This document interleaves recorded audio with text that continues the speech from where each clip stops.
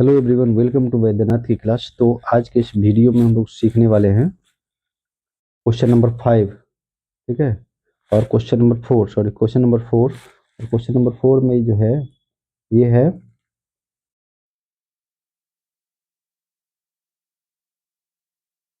Question number 4। और question number 4 में है कि यूरोप में राष्ट्रवाद के प्रसार में नेपोलियन बोनापार्ट के योगदान की विवेचना कीजिए। और ये क्वेश्चन पूछा गया है 2021 में, है ना, बिहार बोर्ड 2021 में। तो सबसे पहले हम लोग इसके इंट्रोडक्शन की बात करते हैं, नेपोलियन बोनापार्ट के बारे में और थोड़ा सा यूरोप में राष्ट्रवाद के बारे में। देखिए, जो फ्रांसीसी क्रांति हुई थी ये कब हुई थी? 1789 ईस्वी में। तो इस क्रांति के बाद जो है यूरोप में राष्ट्रवाद की भावना का तीव्र प्रसार हुआ। यानी फ्रांसीसी क्रांति के बाद जो है यूरोप में राष्ट्रवाद की भावना का उदय हुआ। और इसी काल में जो है नेपोलियन बोनापार्ट का भी उदय हुआ, है ना।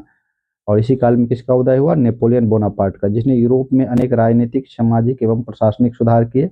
और नेपोलियन बोनापार्ट के द्वारा जो किया गया काम है यूरोप में, ये क्या है? राजनीतिक, आर्थिक और प्रशासनिक सुधार। उनके कार्यों ने प्रत्यक्ष और अप्रत्यक्ष रूप से यूरोप में राष्ट्रवाद के विकास को महत्वपूर्ण भूमिका निभाई। और उन्होंने जो राजनीतिक रूप से, सामाजिक रूप से और प्रशासनिक रूप से जो सुधार किए, इससे जो है यूरोप में कहीं ना कहीं क्या होगी? एक राष्ट्रवाद के का विकास हुआ यूरोप में, है ना।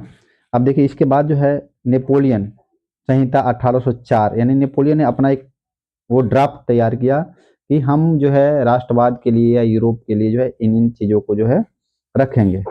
तो नेपोलियन का सबसे महत्वपूर्ण योगदान नेपोलियन संहिता था। इस संहिता के अंतर्गत कानून के समक्ष सभी नागरिकों को समान स्थापित किया, है ना। तो उन्होंने संहिता मतलब जस्ट लाइक एक संविधान या अपना जो आदमी का एक जो काम करने का तरीका होता है, उसका जो रिटेन फॉर्म होता है, उसी को क्या बोलते हैं? संहिता बोलते हैं। तो उसमें जो फर्स्ट था क्या था? कानून के समक्ष सभी नागरिकों को समान अधिकार, यानी कि सभी को क्या था? समान अधिकार था कानून के समक्ष। सामंती व्यवस्था का अंत करना। अब सामंती व्यवस्था मतलब होता है कि राजा वाली बात की राजा के बाद जो है राजा का बेटा बनेगा, है ना, उसके बाद उसका बेटा बनेगा। या और ये जो फ्यूडियल सिस्टम मतलब जमींदारी प्रथा होता है, जो मतलब कि जो मतलब जनरेशन टू जनरेशन जो कैरी फॉरवर्ड होता है, उसे क्या बोलते हैं? सामंतीवादी व्यवस्था।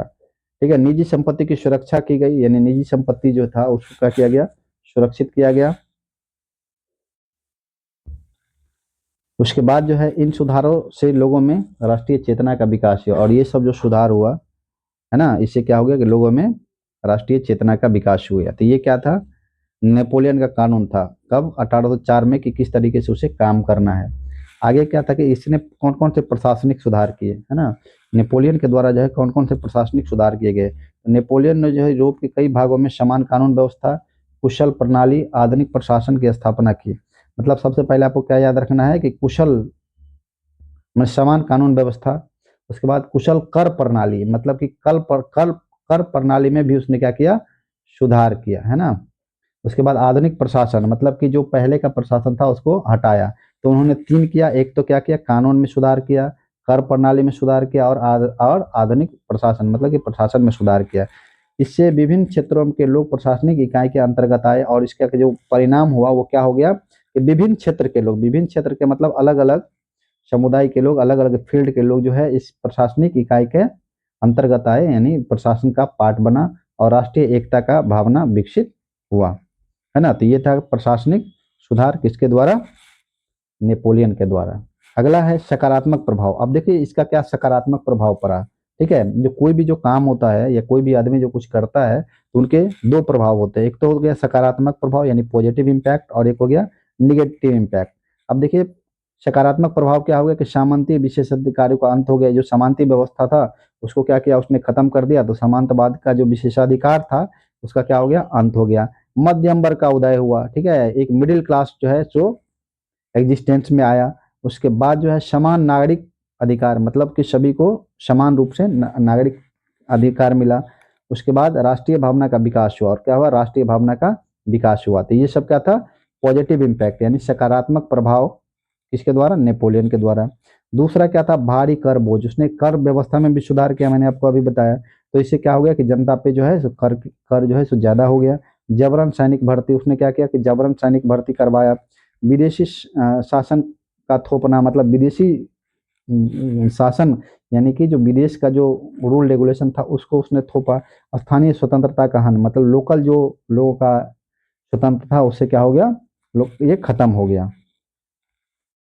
अब इन नकारात्मक नीतियों के कारण जो है कई देशों में फ्रांसीसी शासक के विरुद्ध राष्ट्रवादी प्रतिक्रियाएं हुई। मतलब ये जो इसका जो निगेटिव इम्पैक्ट था, इसके इसके कारण जो है फ्रांस के कई राज्यों में जो है वो क्या हो गया कि राष्ट्रवादी प्रतिक्रिया उत्पन्न हुई, है ना। अब इसके निष्कर्ष में देखते हैं कि इस प्रकार नेपोलियन बोनापार्ट एक और सुधारक था तो दूसरी ओर साम्राज्यवादी भी था। यानी कहने का मतलब एक तरफ ये सुधार की बात करता था, दूसरी तरफ क्या था, साम्राज्यवादी भी था। इसके सुधारों और दमनकारियों नीति दोनों ने मिलकर यूरोप में राष्ट्रवाद के प्रसार को गति प्रदान किया। और इस तरीके से जो है जो इनके जो सुधार के कार्य थे और दमनकारी नीति जो थी, इससे जो है दोनों के कारण ही जो है ये राष्ट्रवाद के उजाय का प्रसार हुआ। तो मतलब आपको सीधा याद रखना है कि जो सकारात्मक और नकारात्मक यानी सुधारवादी और दमनकारी जो नीतियां था, ये दोनों जो है कहीं न कहीं यूरोप में राष्ट्रवाद के प्रचार को बढ़ावा दिया। अतः यूरोप में आधुनिक राष्ट्रवाद के विकास में नेपोलियन बोनापार्ट का अत्यधिक महत्वपूर्ण रहा है।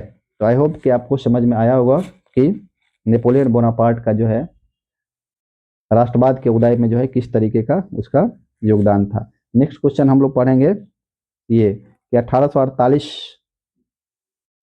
की फ्रांसीसी क्रांति के क्या कारण थे। ठीक है, ये 2000, ये बहुत इंपॉर्टेंट क्वेश्चन है। 2013, 14, 19, 20 और 22 और 24, इन 5-6 सालों में जो है लगातार पूछा गया है। तो हमें लगता है कि आपको ये क्वेश्चन पढ़ना चाहिए। इसको कवर करेंगे नेक्स्ट वीडियो में।